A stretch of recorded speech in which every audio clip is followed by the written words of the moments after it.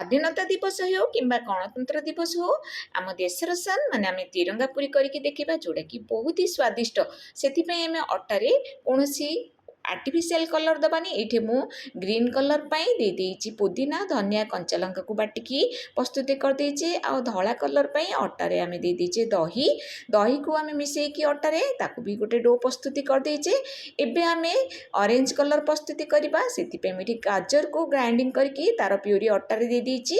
ଆଉ ଏଇଟା ମୁଁ ପ୍ରସ୍ତୁତି କରିଦେଇଛି। ଏମିତି 3ଟି ଡୋ କରିଦେବା।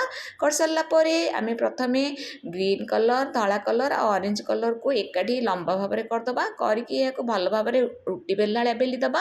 ତାପରେ ଗୋଟେ ବାଉଲରେ କାଟିଦେବା। ଦେଖନ୍ତୁ କେତେ ସୁନ୍ଦର ହେଇଗଲା। ଏବେ ତେଲକୁ ଗରମ କରିକି ଏହାକୁ ଛାଣିବାକୁ ଗୋଟେ ଗୋଟେ ଦେବା। ତ ଦେଖନ୍ତୁ ଫୁଟିକି ଆମର ବାହାରିଲା ଅରେଞ୍ଜ କଲର୍ ଆଉ ଧଳା କଲର୍ ଆଉ ସବୁଜ କଲର୍ର ପୁରୀ କେତେ ଫୁଲା ଫୁଲା ହେଇଛି। ଯଦି ଆପଣମାନଙ୍କୁ ମୋର ଭିଡ଼ିଓଟି ଭଲ ଲାଗୁଛି ତାହେଲେ ଲାଇକ୍ ସେୟାର ସବସ୍କ୍ରାଇବ୍ କରିଦେବେ। ଧନ୍ୟବାଦ।